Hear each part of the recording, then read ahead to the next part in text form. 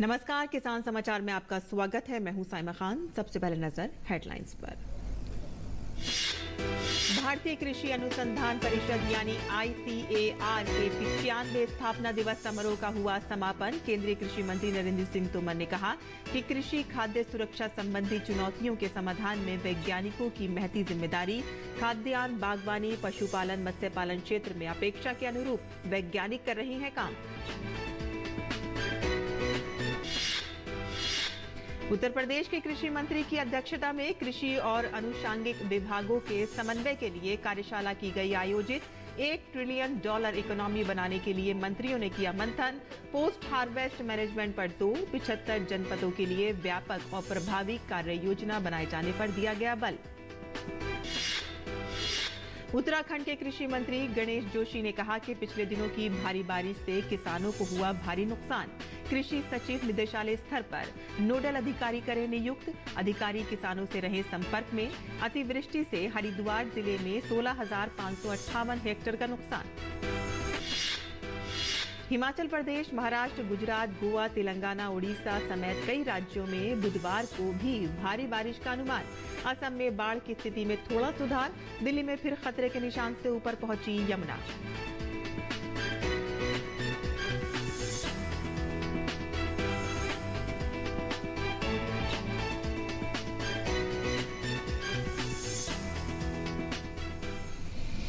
और अब समाचार विस्तार से।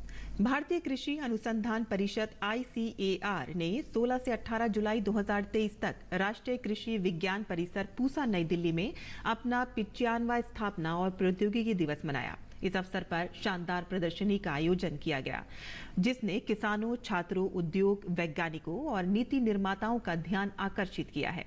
हमारे संवाददाता OP यादव ने केंद्रीय कृषि मंत्री नरेंद्र सिंह तोमर से बात की। भारतीय कृषि अनुसंधान परिषद ने अपने 95वां स्थापना और प्रौद्योगिकी दिवस मनाया है। इस दिवस के जरिए एक ओर जहां देश के किसानों और कृषि वैज्ञानिकों का एक महासम्मेलन हुआ, वहीं दूसरी ओर कृषि क्षेत्र में किस तरह भारत आत्मनिर्भर बने, इसकी संकल्पना को पूरा करने का सार्थक प्रयास भी हुआ। अभी इस विषय पर बात करने के लिए हमारे साथ मौजूद है केंद्रीय कृषि और किसान कल्याण मंत्री नरेंद्र सिंह तोमर। प्रौद्योगिकी दिवस की एक शुरुआत आपके मार्गदर्शन में हुई है, उसकी शुभकामनाएं क्या कहेंगे? भारतीय कृषि अनुसंधान परिषद का गठन 94 वर्ष पूरे कर रहा है। 95वां स्थापना दिवस ये था। इसमें प्रौद्योगिकी दिवस को भी जोड़ा गया और 3 दिवसीय एक उत्सवी कार्यक्रम के रूप में स्थापना दिवस को इस बार मनाया गया। और मुझे प्रसन्नता है कि इस पूरे आयोजन में जहां एक ओर वैज्ञानिक सम्मिलित हुए, वहीं दूसरी ओर बड़ी मात्रा में इंडस्ट्री के लोग आए, एग्री स्टार्टअप्स आए, किसान आए, छोटे छोटे बच्चे आए। और इस दौर में एक बहुत अच्छी एग्जीबिशन भी आयोजित की गई। हमारे कृषि क्षेत्र में काम करने वाले वैज्ञानिक फसल के क्षेत्र में भी काम कर रहे हैं, बागवानी और फूलों की खेती के बारे में भी बहुत अग्रणी रूप से अपनी भूमिका निभा रहे हैं, और साथ ही साथ पशुपालन और मत्स्य पालन, मधुमक्खी पालन को भी आगे बढ़ाने की जो कोशिश हो रही है, वो निश्चित रूप से देश की खाद्य व्यवस्था को तो मजबूत बनाएगी, लेकिन देश में बड़ी मात्रा में रोजगार के नए अवसर सुनिश्चित हों, इस को भी पूरा करने में समर्थ होगी। कितना जरूरी था इस तरह की चीजें, आजादी का अमृत महोत्सव और एक प्रधानमंत्री का नए सपनों का जो भारत है उसकी नव निर्माण में? मैं समझता हूं कि मैंने जब ये कहा कि ये कार्यक्रम बहुत उपयोगी रहा, तो ICAR को नज़दीक से देखने का इस कार्यक्रम के माध्यम से ऐसे लोगों को भी अवसर मिला जिनका सामान्य तौर से अनुसंधान परिषद से कोई संबंध नहीं रहता है। हमारे ICAR के सभी संस्थान लगातार इस बात की कोशिश करते रहते हैं कि वो कुछ प्रोफेशनल गतिविधियां भी करें, उनकी आय का स्रोत भी बने। तो संस्थान अपने अपने स्थान पर गतिविधियां करता है और कई जगह तो बहुत अच्छी व्यापारिक गतिविधियां हमारे संस्थानों ने की हैं। तो आईसीआर के 17 समझौते हुए हैं, आने वाले कल में और समझौते होने वाले हैं। अभी इन 70 समझौतों में लगभग 1 करोड़ से अधिक की आय होगी और समझौते भी होंगे और आईसीआर अपनी आय अर्जित करने में सफल होगा। कृषि के जरिए भारत अंतर्राष्ट्रीय स्तर पर किस तरह कोऑर्डिनेशन करेगा और पूरी दुनिया को कृषि का मार्गदर्शन देगा? मैं समझता हूं कि भारत ने भारतीय कृषि की दृष्टि से काफ़ी उन्नति की है। आज भारत दुनिया को तकनीकी समर्थन के मामले में सलाह देने, उन्हें सिखाने, उनका प्रशिक्षण करने में समर्थ हो गया है। खाद्य सुरक्षा की दृष्टि से भी जब हम अपने देश की खाद्य सुरक्षा की बात करते हैं तो साथ ही साथ हमारे वैज्ञानिक अनुसंधान, उत्पादन और उत्पादकता और भारत सरकार की नीतियां और इच्छा वर्तमान समय में जो दुनिया की अपेक्षा भारत से है, तो हम वैश्विक खाद्य सुरक्षा को भी सुनिश्चित करने में योगदान कर सके, इस दिशा में भी बहुत तेजी के साथ काम कर रहे हैं। तो भारतीय कृषि अनुसंधान परिषद के अध्यक्ष और केंद्रीय कृषि एवं किसान कल्याण मंत्री नरेंद्र सिंह तोमर, जिनका मानना है कि आईसीआर के स्थापना और प्रौद्योगिकी दिवस के जरिए एक और जहां देश के वैज्ञानिकों की तकनीक किसानों तक पहुंचाने का काम हुआ है, वहीं 2047 में देश को किस तरह आगे बढ़ाकर आत्मनिर्भर भारत की संकल्पना को सच्चे मायने में साकार किया जाए, इसकी संकल्पना का प्रतिबद्धता दर्शाने का महत्वपूर्ण अवसर भी मिला है। मेरे सहयोगी कैमरामैन जगपाल के साथ मैं OP Yadav, DD news, Delhi. और भारतीय कृषि अनुसंधान परिषद द्वारा राजधानी नई दिल्ली स्थित नास कॉम्प्लेक्स परिसर में 95वां स्थापना एवं प्रौद्योगिकी दिवस मनाया गया। इस दौरान आईसीएआर के 113 स्थानों की शोध व नवाचार से जुड़ी अम्ब्रेला प्रदर्शनी लगाई गई है। इस प्रदर्शनी से देश के किसानों और कृषि उद्यमियों को कितना फायदा होगा, इस विषय पर हमारे संवाददाता ओपी यादव ने बात की आईसीएआर के कृषि ज्ञान प्रबंध निदेशालय के परियोजना निदेशक डॉक्टर एस.के. मल्होत्रा से।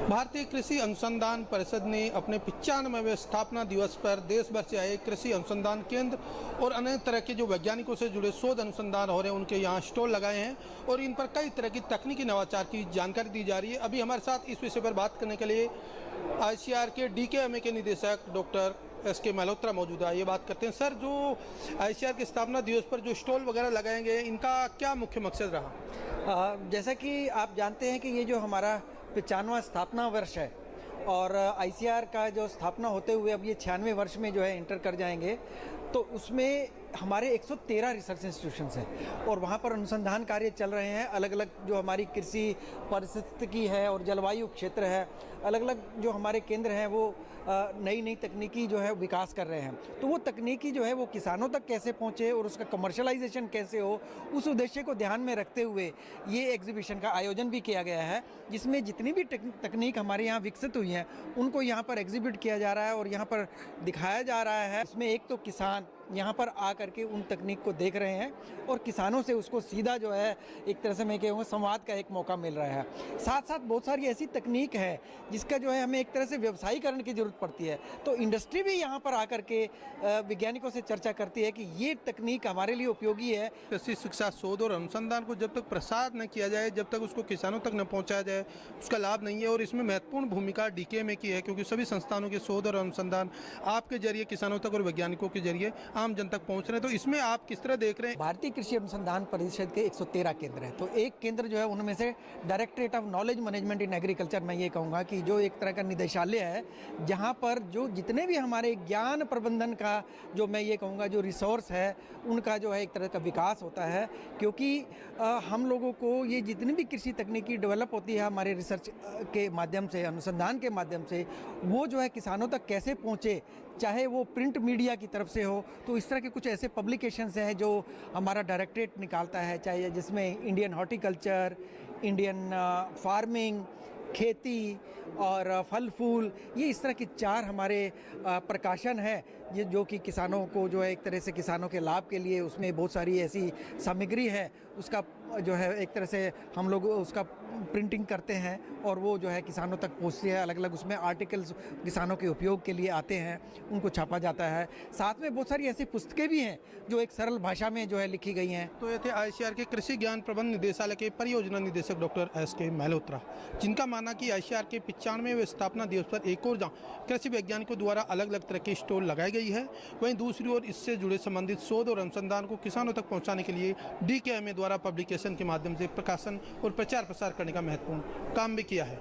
मेरे सहयोगी कैमरामैन AK के साथ मैं OP Yadav, DD news, Delhi. और Uttar Pradesh $1 trillion economy project में कृषि और संबद्ध क्षेत्रों की गतिविधियों की प्रगति की समीक्षा के लिए कृषि मंत्री सूर्य प्रताप शाही की अध्यक्षता में एक कार्यशाला आयोजित की गई। कार्यशाला में कैबिनेट मंत्री जल शक्ति स्वतंत्र देव सिंह, मंत्री पशुपालन धर्मपाल सिंह और बलदेव सिंह औलख के साथ मुख्यमंत्री के मुख्य आर्थिक सलाहकार डॉक्टर KV राजू ने भाग लिया। इस अवसर पर सूर्य प्रताप शाही ने कहा कि आज मंत्री स्तर पर यह पहला प्रेजेंटेशन हुआ है। उन्होंने पोस्ट हार्वेस्ट मैनेजमेंट पर विशेष चिंता जाहिर करते हुए कहा कि इस पर प्रदेश के समस्त 75 जनपदों के लिए व्यापक और प्रभावी कार्य योजना बनाए जाने की आवश्यकता है। विविधीकरण को बढ़ावा देने और मूल्य प्राप्ति बढ़ाने के लिए दलहन, तिलहन और बाजरा के लिए समर्पित फसल विविधीकरण कार्यक्रम शुरू किए गए हैं। मक्का उत्पादन बढ़ाने के लिए एक कार्यक्रम विकसित किया गया है, क्योंकि ये पशु चारा और खाद्य प्रसंस्करण उद्योग के लिए एक महत्वपूर्ण इनपुट है। पशुपालन कृषि योजना विभाग और IGFRI के साथ सर्वसम्मति से व्यापक राज्यव्यापी चारा योजना के विकास को अंतिम रूप दिया गया है। गौ वंश की नस्लों में सुधार तथा देसी नस्लों के संरक्षण के लिए भी प्रयास किए जा रहे हैं। इसके अतिरिक्त उत्तर प्रदेश में कृत्रिम गर्भधान कवरेज को बढ़ावा देने के लिए विभिन्न हितधारकों के साथ काम चल रहा है और इसके अलावा दूध नीति को अधिक आकर्षक बनाने और इस क्षेत्र में निवेश बढ़ाने के लिए इसमें आवश्यक संशोधन प्रस्तावित किए गए हैं। उत्पादन बढ़ाने और यूपी को आत्मनिर्भर बनाने के लिए पोल्ट्री और मत्स्य पालन में भी हस्तक्षेप की योजना बनाई गई है।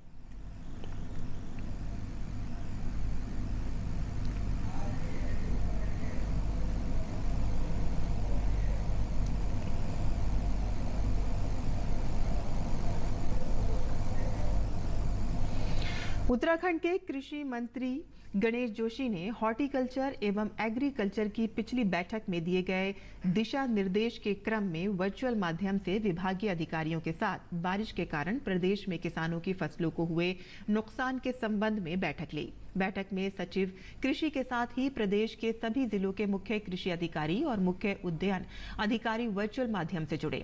कृषि मंत्री ने कहा कि सरकार इस संकट की घड़ी में किसानों के साथ है। उन्होंने कृषि सचिव को निदेशालय स्तर पर नोडल अधिकारी नियुक्त करने के साथ अधिकारियों को किसानों से कनेक्ट रहने के निर्देश दिए हैं।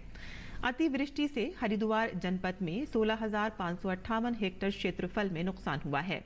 पिछले दिनों की भारी बारिश के कारण प्रदेश में आज जनमानस के साथ ही किसानों को भी भारी नुकसान उठाना पड़ा है।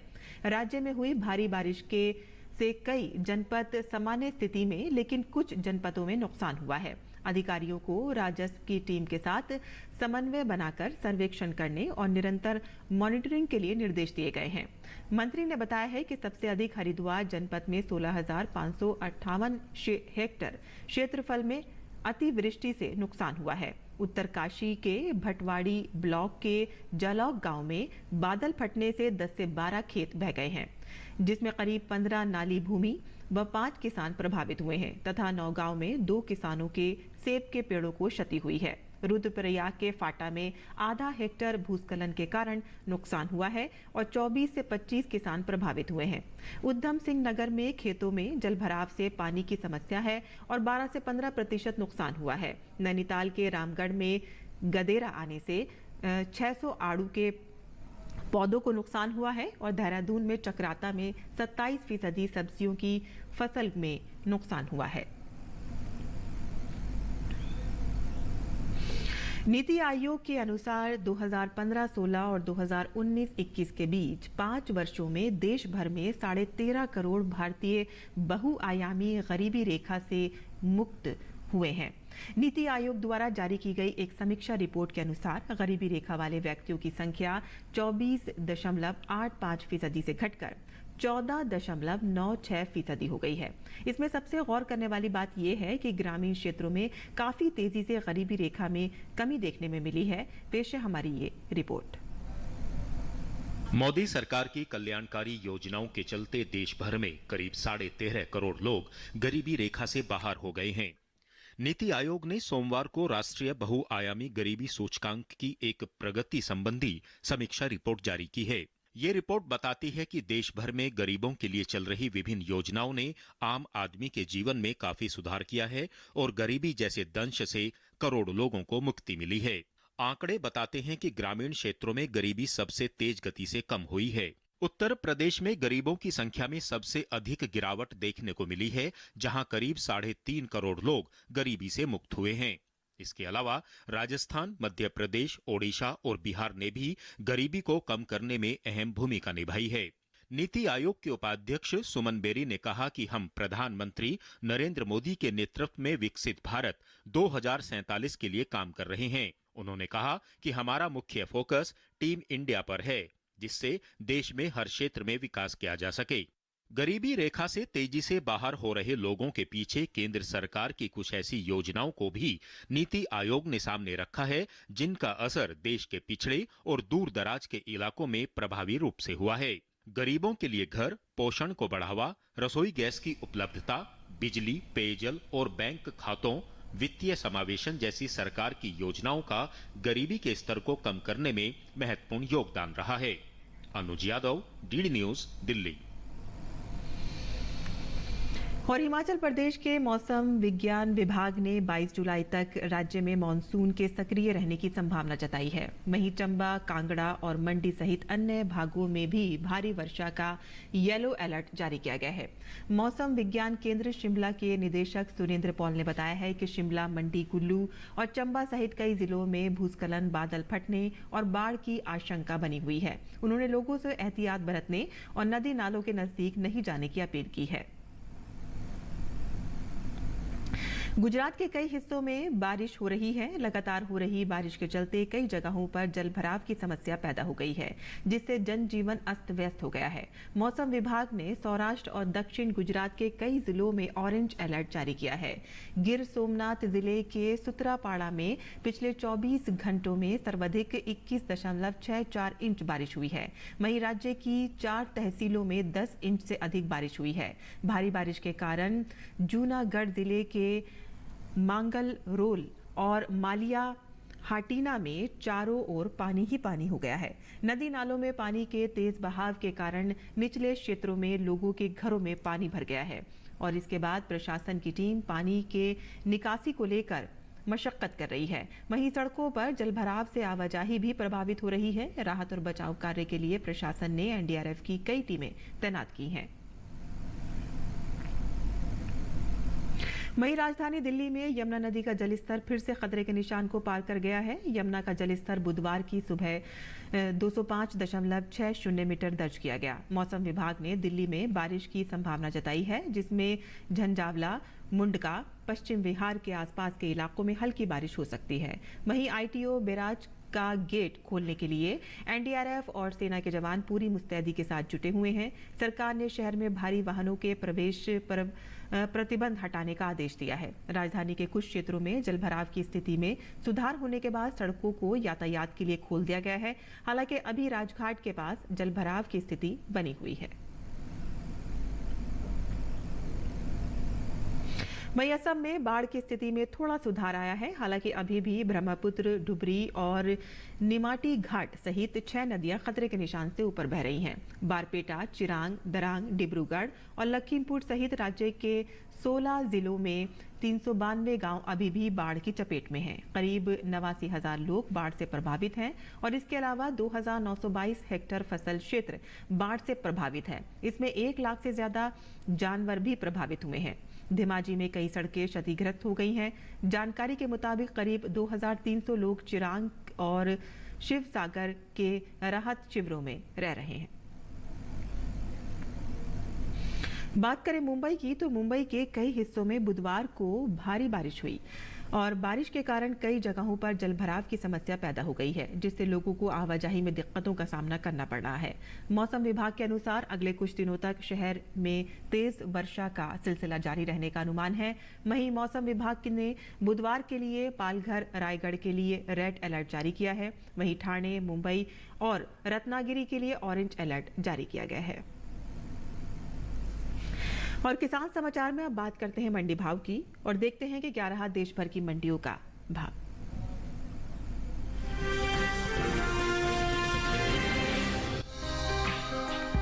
मंगलवार को कृषि उपज मंडियों में अरहर की आवक सीमित रही। वहीं इसके बाजार की बात करें तो मंडियों में उथल पुथल रही। एग्वाक नेट के अनुसार गुजरात की राजकोट मंडी में 17 जुलाई को यहां अरहर का भाव था 8,500 रुपए। 18 जुलाई को ये 500 रुपए टूटकर 8,000 रुपए पर आ गया। महाराष्ट्र की बात करें तो यहाँ की नागपुर मंडी में 17 जुलाई को अरहर का भाव रहा 9,783 रुपए, जो कि 18 जुलाई को 117 रुपए चढ़कर 9,900 रुपए पर पहुँच गया। वहीं मध्य प्रदेश की बुरहानपुर मंडी में 18 जुलाई को अरहर का कारोबार 8,696 रुपए प्रति क्विंटल पर हुआ, जबकि कर्नाटक की लिंगासुगुर मंडी में मंगलवार को अरहर के सौदे 9,800 रुपए पर हुए। घरेलू स्तर पर इस साल खरीफ अरहर की पैदावार में कमी देखने को मिल सकती है। कृषि मंत्रालय के तीसरे अग्रिम अनुमान के मुताबिक देश में साल 2022-23 के दौरान खरीफ अरहर की पैदावार 34,30,000 टन होने की उम्मीद है, जबकि बीते साल इसकी उपज 42,20,000 टन रही थी। यानी इस साल खरीफ अरहर की पैदावार में 7,90,000 टन की कमी हो सकती है।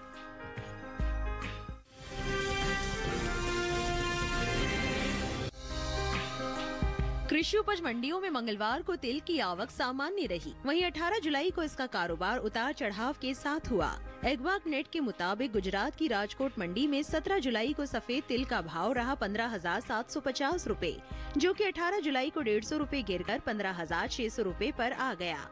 वहीं राजकोट मंडी में ही 17 जुलाई को काली तिल का भाव रहा 15,450 रुपए, जो कि 18 जुलाई को 25 रुपए गिरकर 15,425 रुपए पर आ गया। गुजरात की ही भुज मंडी में 18 जुलाई को तिल का भाव 1,080 रुपए बढ़कर 14,751 रुपए से 15,831 रुपए हो गया। महाराष्ट्र की मुंबई मंडी में तिल का कारोबार बिना किसी फेरबदल के साथ हुआ। यहाँ दोनों दिन यानी 17 और 18 जुलाई को तिल का भाव 16,000 रुपए पर बरकरार रहा। ये साल तिलहनी फसलों की पैदावार के लिए अच्छा साबित हुआ है। मौसम की अनुकूलता का असर तिलहन की पैदावार पर देखने को मिला है। इस साल कुल तिलहन की उपज का रिकॉर्ड टूटने जा रहा है। कृषि मंत्रालय की ओर से जारी तीसरे अग्रिम अनुमान के मुताबिक देश में घरेलू स्तर पर कुल तिलहन की पैदावार रिकॉर्ड स्तर पर पहुंच गई है। साल 2022-23 के दौरान कुल तिलहन की पैदावार 409,96,000 टन होने का अनुमान है, जो पिछले वर्ष के तिलहन उत्पादन की तुलना में 20,38,000 टन अधिक है। जबकि बीते साल इस दौरान कुल तिलहन की उपज 379,63,000 टन रही थी, जबकि इस साल घरेलू स्तर पर तिल की उपज में कमी देखने को मिल सकती है।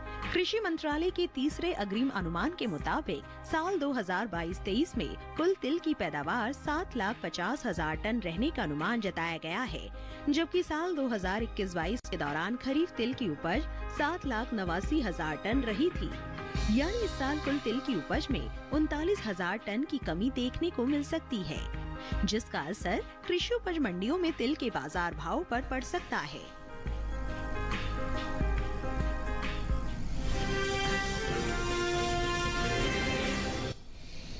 और मंडी खबर के बाद जान लेते हैं कुछ और खबरें खास खबर में।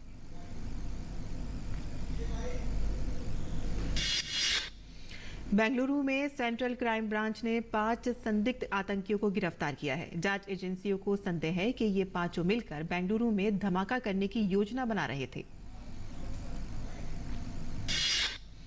जम्मू कश्मीर में सुरक्षा बलों ने बुधवार की सुबह आतंकी घुसपैठ की कोशिश को नाकाम बना दिया। कुपवाड़ा के माछिल सेक्टर में सुरक्षा बलों ने 2 आतंकियों को ढेर कर दिया।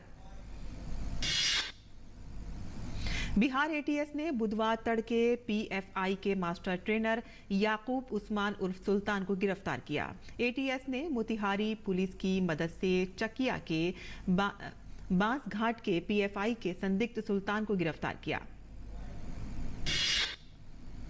यमुना नदी का पानी आगरा स्थित विश्व प्रसिद्ध ताजमहल की दीवारों तक पहुंच गया है। भारतीय पुरातत्व सर्वेक्षण का कहना है कि बढ़े हुए जलस्तर से ताजमहल को कोई खतरा नहीं है। जम्मू कश्मीर में एक बार फिर से आतंकियों ने बाहरी मजदूरों को निशाना बनाया है। आतंकियों ने अनंतनाग में 2 बाहरी मजदूरों पर फायरिंग की। इसमें दोनों मजदूर घायल हो गए। उत्तर प्रदेश के बुलंदशहर जिले में छत गिरने से 4 लोगों की दर्दनाक मौत हो गई है। घटना बुलंदशहर के मवई गांव में हुई है, जहां छत गिरने से एक ही परिवार के 4 लोगों की दर्दनाक मौत हो गई। उत्तर प्रदेश के सहारनपुर में बड़ा हादसा हुआ है। पुलिस ने बताया है कि चुनैटी फ्लाईओवर पर एक वाहन को ओवरटेक करने के दौरान पीछे से ट्रक ने कार को टक्कर मार दी और कार डिवाइडर से जाकर टकरा गई और उसमें तुरंत आग लग गई। भीषण आग लगने से कार में सवार 4 लोग जिंदा जल गए। एशियाई विकास बैंक ने मौजूदा वित्त वर्ष के लिए भारत की आर्थिक विकास दर को 6.4% पर बरकरार रखा है और साथ ही अगले वित्त वर्ष 2024-25 में इसके बढ़कर 6.7% होने का अनुमान जताया है। बैंक ने कहा है कि मजबूत घरेलू मांग बनी रहने से रिकवरी को सपोर्ट मिलता रहेगा।